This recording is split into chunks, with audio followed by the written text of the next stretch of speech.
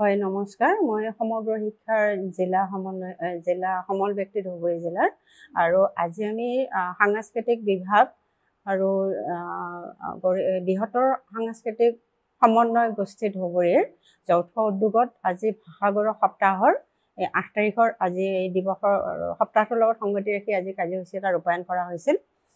অসমীয়া ভাষাই ধ্ৰুপদী ভাষা স্বীকৃতি পোৱাত আমি গোটেই সমগ্ৰ ৰাজ্যবাসী যেনে গৌৰৱান্বিত। ধুবুৰী জিলাতো জিলা প্ৰশাসনৰ সহযোগত জিলাখনৰ বিভিন্ন শিক্ষানুষ্ঠান প্ৰতিষ্ঠান সামাজিক অনুষ্ঠান লগতে সাংস্কৃতিক আৰু বিভিন্ন বিভাগৰ জৰিয়তে এই গোটেই সপ্তাহজোৰা কাৰ্যসূচী পালন কৰি থকা হৈছে।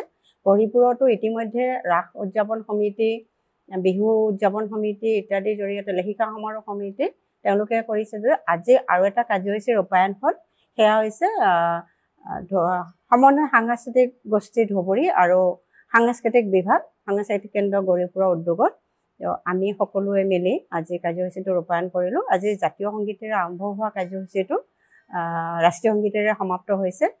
আজি ভাষা গৌৰৱ সপ্তাহটো তথা ভাষাটোৰ ঐতিহ্য তাৎপৰ্য আমি ভাষাটো জীয়াই ৰখাত ভাষাটোৰ লৈ গৌৰৱ কৰাৰ ক্ষেত্ৰত আমি সকলোৱে কি ধৰণে কৰ্তব্য পালন কৰা উচিত আৰু আমাৰ কৰণীয় কি ভাষাটো জীয়াই ৰখাৰ ক্ষেত্ৰত এই বিষয়ে কেইগৰাকীমান ব্যক্তিয়ে তেওঁলোকে আলোকপাত কৰে। মৃন্ময় অধিকাৰী আৰু BM ছিনিয়ৰ ছেকেণ্ডাৰী স্কুল বিলাচীপাৰাৰ বিষয় শিক্ষক নিত্যানন্দ নাথদেৱে খুব সুন্দৰকৈ এই ভাষা গৌৰৱ সপ্তাহৰ তাৎপৰ্য ব্যাখ্যা কৰি আজিৰ আলোচনাৰ প্ৰস্তাৱ বৃদ্ধি কৰে আৰু কাৰ্যসূচীটোত অংশগ্ৰহণ কৰা সকলোৱে খুব সহৃদয়তা আজি অংশগ্ৰহণ কৰিছে। সকলোৱে নিজৰ নিজৰ মতামত ব্যক্ত কৰি আনন্দ উপভোগ কৰিছে। ধন্যবাদ। তো নমস্কাৰ জনাইছো আপোনালোকক আমাৰ মাজলৈ আহি আমাক আজি আমাৰ অনুষ্ঠানটি সুস্থাপিত কৰাৰ কাৰণে। আমি আজি ধুবুৰী জিলা সমন্বয় সাংস্কৃতিক গোষ্ঠী আৰু গৌৰীপুৰ আঞ্চলিক সাংস্কৃতিক কেন্দ্ৰৰ সৌজন্যত আমাৰ ভাষা দিৱস আমি আজি পালন কৰিলোঁ।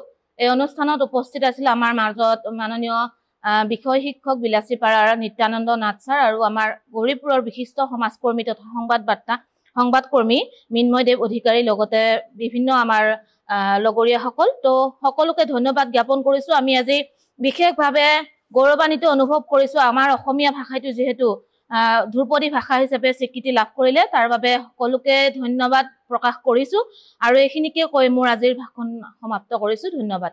যিকোনো খবৰৰ বাবে যোগাযোগ কৰক 7099017330 অথবা 7099017900